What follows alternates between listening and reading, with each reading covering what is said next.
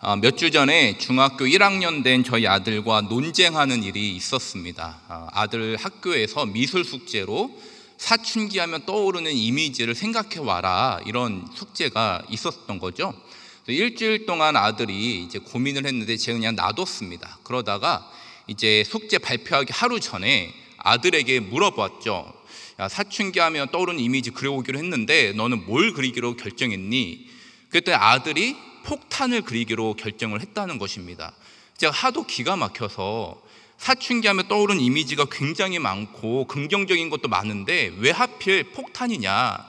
그랬더니 하는 말이 사춘기 들어서 생각해 보니까 자기가 요즘에 짜증도 많이 나고 화도 많이 난다라는 거예요.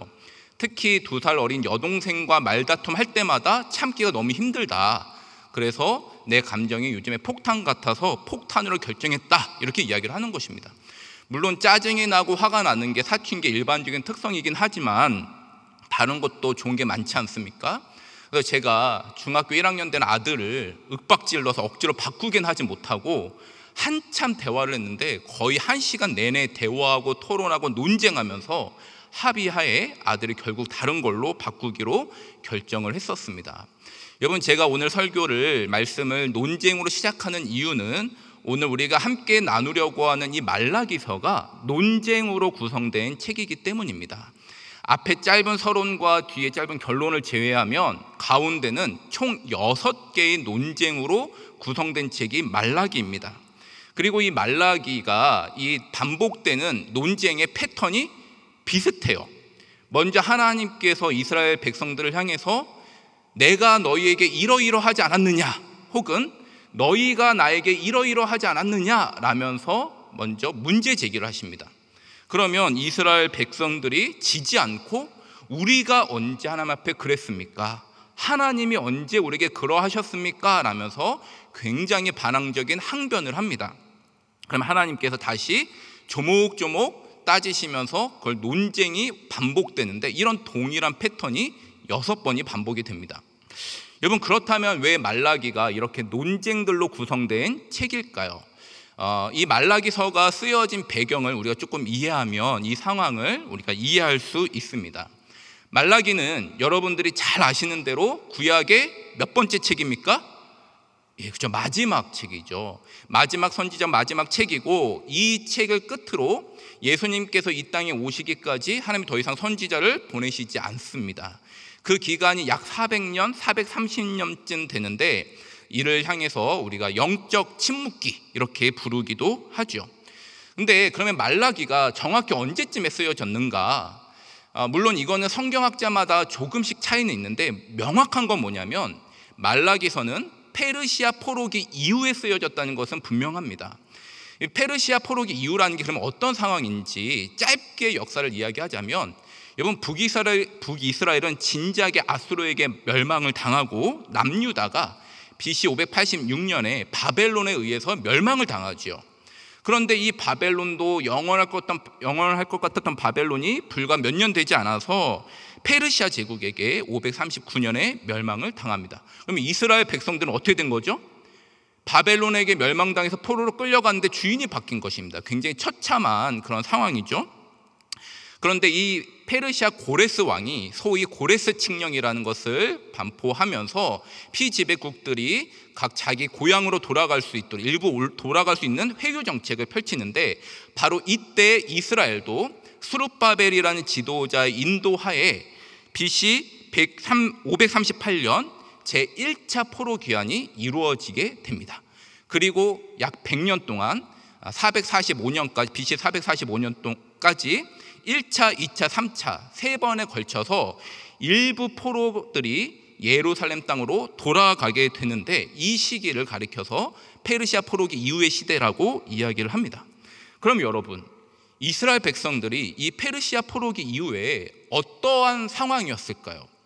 겉으로 보기에는 그토록 고대하고 소망하던 고향의 땅 예루살렘으로 돌아가니까 감격과 기쁨과 은혜가 넘칠 것 같지만 실상은 그렇지 못했다라는 것입니다.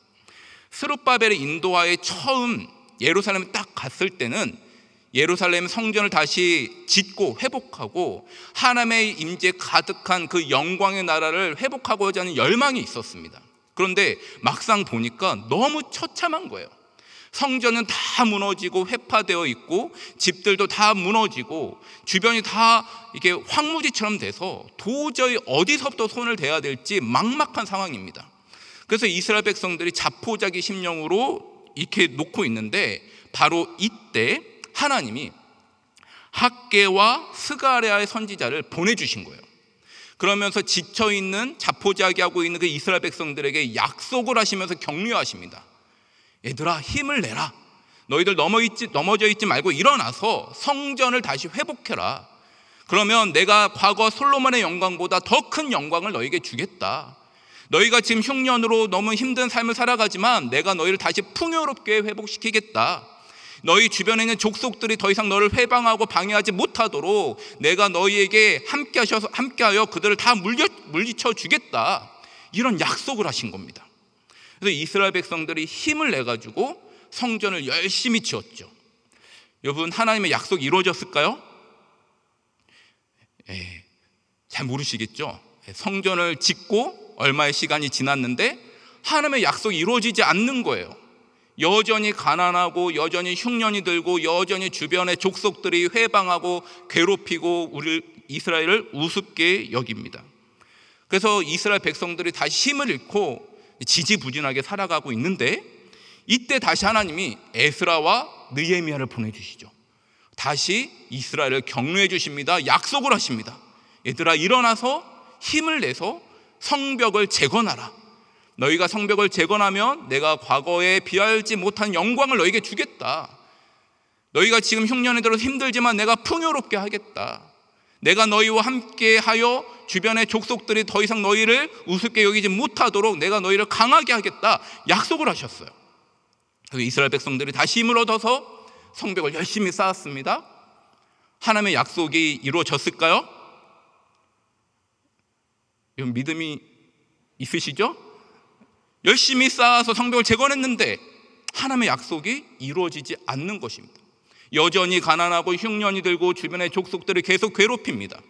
여러분, 왜 하나님이 약속을 지키지 않으셨을까요? 이유가 무엇일까요? 하나님이 이스라엘 백성들을 향해 쌓으라고 한 성전과 성벽은 단순히 외적인 건물만 이야기하는 것이 아니라 너희들이 나를 다시 너희의 하나님 여호와로 중심 삼고 나 중심적 삶을 살아가라는 의미였어요. 나를 너희의 여호와 주인으로 모시고 나와 영적인 거리를 좁혀서 내 말씀에 순종하는 삶을 살아가라. 이게 핵심인데 이스라엘 백성들은 그 핵심을 빼먹은 채 그냥 성전과 성벽 외형적인 건물만 쌓아놓고는 왜 하나님이 우리를 회복시켜주지 않느냐, 왜 약속을 지켜주지 않느냐라면서 불평불만이 아주 하늘 꼭대기까지 차버린 것이죠. 그래서 말라기를 보낼 때쯤에 이 이스라엘 백성들이 하나님을 향해서 불신으로 가득한 것입니다. 하나님은 약속을 지켜주지 않는다. 우리를 사랑하지 않으신다. 저기 페르시아와 주변 족속들을 봐라. 이렇게 떵떵거리며 나름대로 요새를 짓고 잘 살아가는데 우린 여전히 가난하고 우린 여전히 너무 힘들다. 하나님이 우리를 돌보시지 않는다라고 불평불만이 가득한 상황에서 하나님이 말라기 선지자를 보내주신 것입니다. 여러분, 이스라엘 백성들은 이미 하나님에 대한 기대감이 없습니다. 하나님 앞에 흠 있는 재물, 더러운 떡 대충 드리고 11조 철저하게 드릴 필요 없어. 하나님이 어차피 우리를 먹여주시는 것도 아닌데 우리도 세상 사람들과 동일하게 살아가자. 이방 사람들과 결혼하고 그들처럼 이혼도 하고 그냥 그렇게 살자. 대충 살자. 이러한 상황이었던 것입니다. 하나님이 거의 마지막으로 말라기 선지자를 보내주셔서 핵심적인 문제를 가지고 이스라엘과 논쟁을 펼치시는 거죠. 여러분, 이 말씀은 어떻게 보면 이스라엘 백성을 향한 하나님의 마지막 경고이기도 하고 또 그들이 하나님께 다시 돌아올 수 있는 마지막 호소이자 기회이기도 한 것입니다.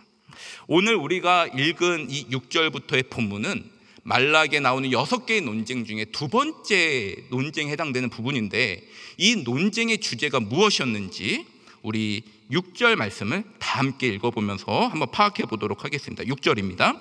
시작.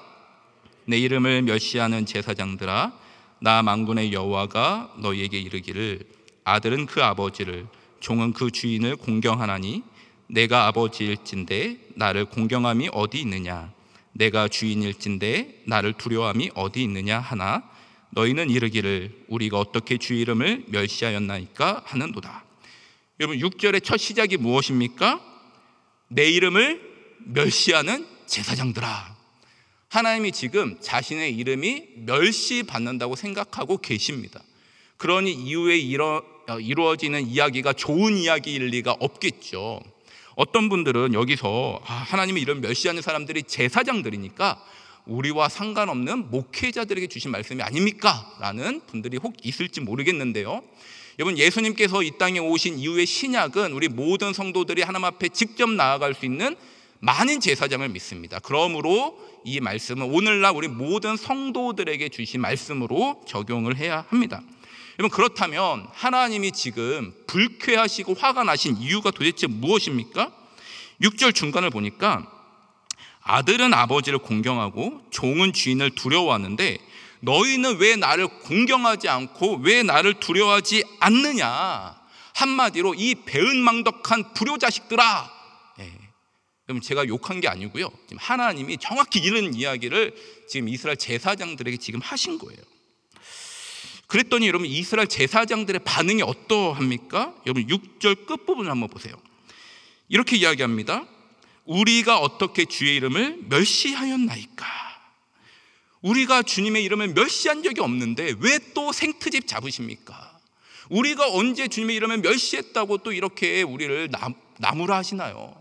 우리가 주님의 이름을 멸시했다라는 증거를 한번 대보십시오 라고 하나님 앞에 굉장히 반항적인 항변을 하고 있습니다. 여러분, 특히 이 6절에 보면 멸시하다라는 단어가 2번이 나옵니다. 앞부분과 끝부분에 멸시하다 동사가 나오는데요, 이게 문법적으로 분사형이 쓰였어요.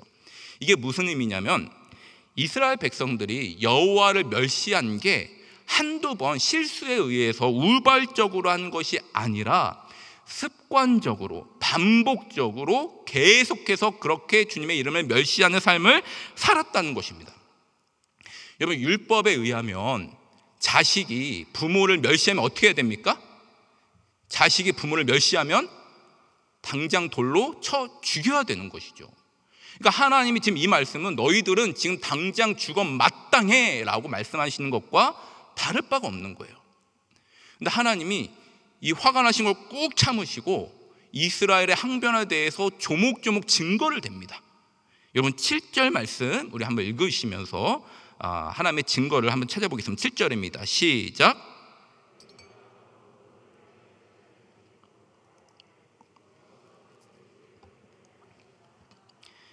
이는 너희가 여호와의 식탁은 경멸히 여길 것이라 말하기 때문이라. 아멘.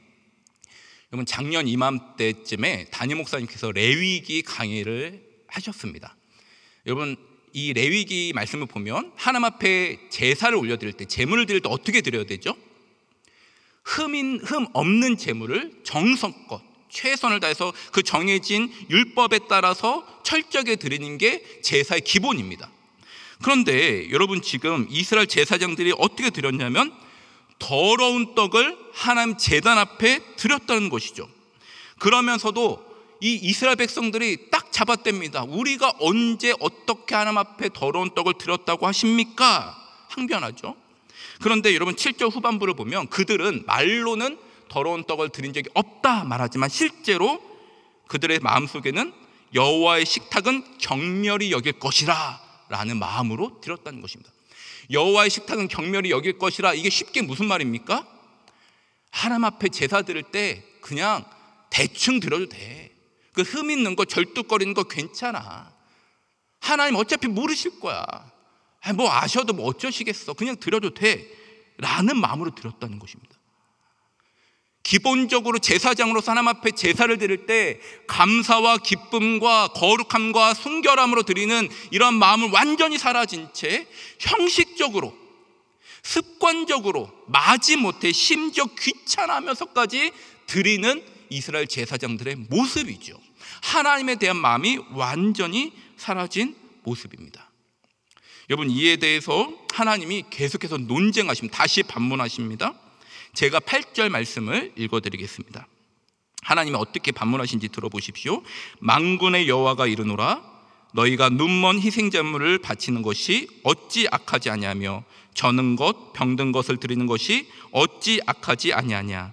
이제 그것을 너희 총독에게 드려보라.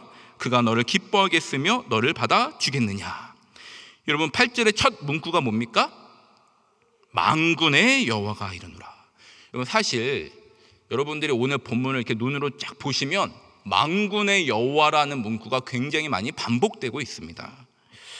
이는 마치 이스라엘 백성들이 여호와의 이름을 멸시하고 있는데 하나님이 스스로 멸시된 자신의 이름을 높이고 있는, 자신의 체면을 세우고 있는 듯한 모습처럼 보이기도 합니다.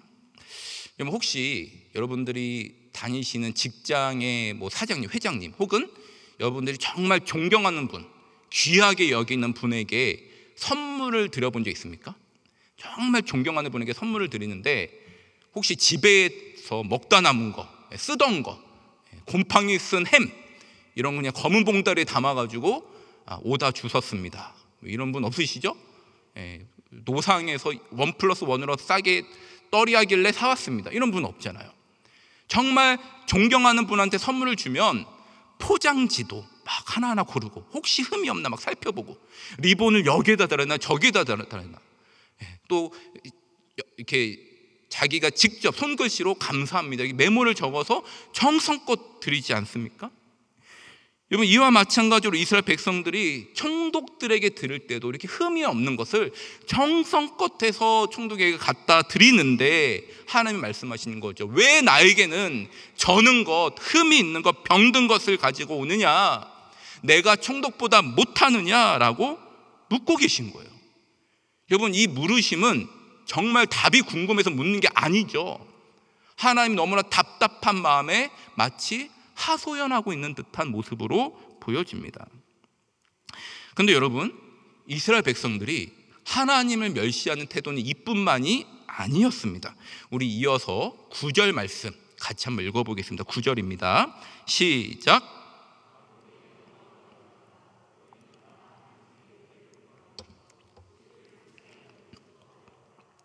너희가 이같이 행하였으니 내가 너희 중 하나인들 받겠느냐. 아멘. 여러분, 이스라엘 제사장들이 지금 얼마나 뻔뻔합니까? 여호와께 더러운 떡을 가지고 흠이 있는 제물을 가져오면서 하나님께, 하나님 우리에게 복 주세요, 우리를 불쌍히 여겨주세요, 우리에게 은혜를 주세요 라는 막 이런 소원을 드리면서 제물을 드리고 있는 거예요. 여러분, 당연히 하나님의 대답이 무엇일까요? 대답이 무엇일까요? 우리 하나님은 자비하시고 긍휼이 넘치셔서, 보세요 여러분, 내가 너희 중에 기도를 듣나 봐라 이렇게 말씀하시죠. 너희들이 지금 그렇게 뻔뻔하게 흠 있는 재물을 가져오는데 내가 너희를 긍휼히 여기겠느냐, 내가 너희의 제사를 하나라도 받겠느냐라고 말씀하고 계신 것입니다. 심지어 10절 말씀 보니까 하나님이 충격적인 말씀까지 하세요. 너희 중에 성전 문을 닫을 자가 있었으면 좋겠다. 무슨 말입니까? 성전에 아예 제사를 드리지 못하도록 누가 저 제사장들 못 들어오도록 성전 문 좀 닫아달라. 제사드린 그 연기 냄새도 맡기 싫다. 아무도 들어오지 못하게 막았으면 좋겠다라고 말씀하고 있는 것입니다. 오늘 날로 이야기하자면 우리가 예배드리러 오는데 하나님이 꼴 보기 싫다고 들어오지 못하도록 다 예배 문 닫으라고 하는 것과 마찬가지죠. 여러분, 저는 지금은 청년부를 담당하고 있지만 과거에 중등부를 맡았을 때가 있었습니다. 20대 중후반쯤 되었을 때였는데요. 제가 그때 지금까지 예배문을 한 번도 닫아본 적은 없습니다. 그런데 그때 중등부를 담당했을 때 예배드리던 학생을 쫓아낸 적은 있었어요. 항상 늦게 오고 떠들고 정말 이렇게 바른 자세로 예배드리지 못하는 정말 불량한 학생이 있었는데, 그날따라 이 친구들이 또 예배실에 와서 끝에 앉는 것도 아니고 가운데 앉았어요. 그래도 늦게 와서 다행이죠. 근데 이 친구들이 여느 때와 같이 떠들고 막 장난치고 킥킥대고 막 그런 난리를 치는 거예요. 참고 설교를 하는데 심지어 앞에 있는 애를 괴롭히는 것입니다. 앞에 있는 애는 잘 예배를 드리려고 하는데 막 쿡쿡 찌르고 막 시비를 거니까 앞에 있는 애가 건들지 말라고 화를 내는데도 계속 괴롭히는 거예요. 그래서 제가 설교하다가 막 점점 막 열불이 나고, 그때 20대 중후반이었어요. 막 화가 막 나가지고 결국은 참다 못해요. 야! 너랑 너 당장 나가! 하나님이 너의 같은 예배 받으실 것 같아. 너의 예배 안 받으니까 당장 나가! 라고 소리를 질렀어요. 그랬더니 갑자기 정적이 흐르고 선생님들이 막 어찌할 바를 모르고 그 친구들이 저를 째려보는 건지 당황하는 건지 막 눈을 막 흘기고 막 이러고 있더라고요. 근데 거기서 참았어야 되는데 제가 단상에서 내려가가지고 그 두 명을 일으켜 세운 다음에 문 쪽으로 향해 밀쳐버렸어요. 나가라고. 잘했죠? 그날 저녁에 장로님들과 중직자들로부터 항의와 지탄을 받고, 학부모가 전화하셔서 어떤 일이냐고 막 물어보시면서 굉장히 애를 먹었습니다. 그 이후로는 단 한 번도 예배 시간에 쫓아낸 적이 없어요. 코 골고 주무셔도 그냥 놔둡니다.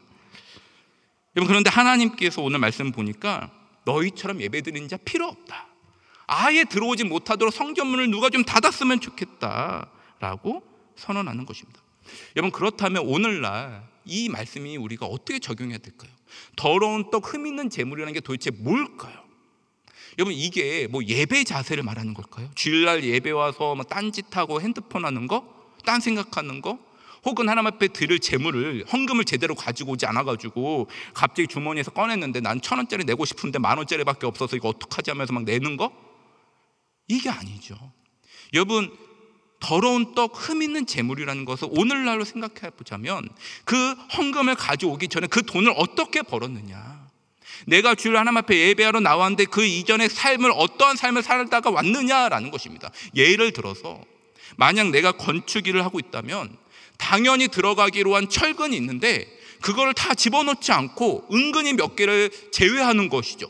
그런 돈으로 벌어들인 돈, 좋은 자재를 쓰기로 했는데 싸구려 자재로 바꿔치기 한 돈, 당연히 직원에게 주기로 한 걸 이런저런 핑계로 착취한 돈, 남의 눈에 눈물을 흘리게 한 돈, 은근히 세금 포탈한 돈, 이런 것들을 모아다가 이런 것들 중에서 이제 주일이니까 하나님 앞에 헌금을 드려야지 하고 구별한다고 하면서 가지고 온 돈, 더러운 떡이죠.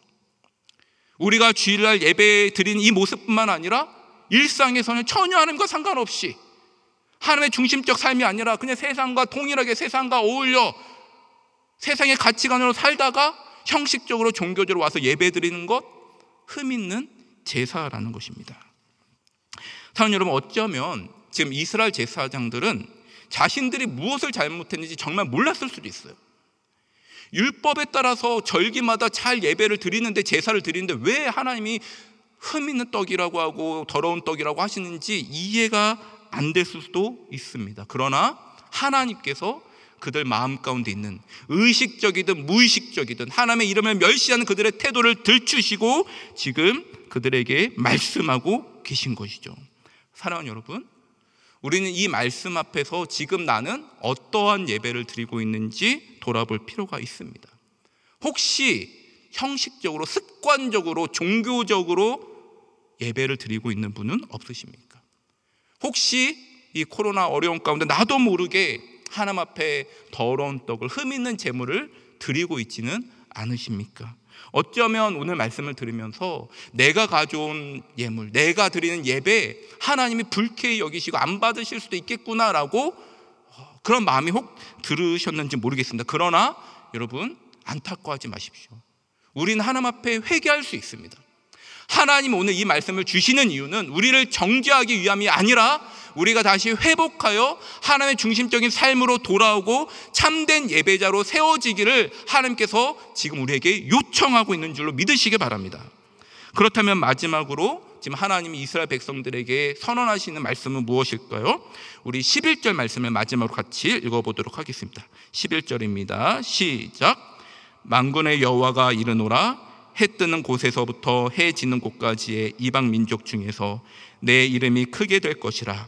각처에서 내 이름을 위하여 분향하며 깨끗한 제물을 드리리니 이는 내 이름이 이방 민족 중에서 크게 될 것임이니라. 아멘. 뭐 어떻게 보면 만군의 여호와가 오늘 주제 같아요. 계속 만군의 여호와가 나옵니다. 오늘 본문에서 하나님은 내가 누구인지를 선언하고 계세요. 나는 만군의 여호와다. 해 뜨는 곳에서부터 해 지는 곳까지 이방 민족 중에서 크게 될 이름이다. 너희들 내가 누구인지를 아느냐? 모든 열방 각처에서 나의 이름을 위하여 분향하며 깨끗한 제물을 드리게 될 것이다. 여러분, 이러한 때가 언제일까요? 해 뜨는 곳에부터 해 지는 곳까지 모든 열방이나 사람을 예배하는 그때, 종말의 때를 말하는 것이죠. 이 해 뜨는 곳에서부터 해 지는 곳까지는 이 문구가 스가랴서 말씀을 보면 스가랴 8장 7절에도 최종적인 종말론적 문맥에서 이 말씀이 나옵니다. 그러니까 마지막 때가 되면 온 열방이 나의 이름을 높이고 나에게 제물을 드리고 제사를 드릴 건데, 너희는 내 자녀인데, 너희는 내 백성인데 왜 나에게 흠 있는 예물을 드리고 있느냐라는 말씀이죠. 여러분, 이 말씀의 핵심이 뭡니까? 하나님이 지금 자기 이름을 자랑하는 것입니까? 이스라엘 백성들을 심판하고 정죄하려고 하는 것입니까? 아니죠. 내가 누구인지 깨닫고 내가 누구인지 다시 한번 알려줄 테니까 나 만군의 여호와께로 너희가 다시 돌이키라. 너희가 나를 만군의 여호와로 받아줄 수는 없겠니? 나 중심적 삶으로 참된 예배자로 다시 회복할 수는 없겠니? 라는 호소가 담겨있는 말씀입니다. 말씀을 맺겠습니다. 사랑하는 여러분, 우리의 모습을 다시 한번 돌이켜보길 원합니다. 여러분은 하나님 앞에 참된 예배자로 세워져 있으십니까? 여러분, 예배를 드릴 때뿐만 아니라 구별된 예물을 가져올 때뿐만 아니라 여러분들 일상에서 여러분들의 돈을 벌면서 모든 삶의 순간에서 주인이 하나님이심을 여러분 고백하고 계십니까? 내 인생에 하나님이 만군의 여호와라는 걸 정말 확신하십니까? 우리가 주님께 돌아와서 하나님 중심적인 삶으로 다시 회복할 때 하나님이 우리를 긍휼히 여겨주시고 하나님이 우리에게 복을 주시고 하나님이 우리에게 은혜를 주시고 하나님이 우리에게 약속하신 바를 충만하게 풍성하게 이루어 주실 줄로 확신합니다. 이 은혜가 저와 여러분들과 우리 충현교회 위에 가득 넘쳐서 만군의 여호와 이름이 높이 들려서 온 땅을 회복시키는 은혜가 우리 가운데 펼쳐질 수 있기를, 목도될 수 있기를 다시 한번 주님의 이름으로 축복하며 기도합니다.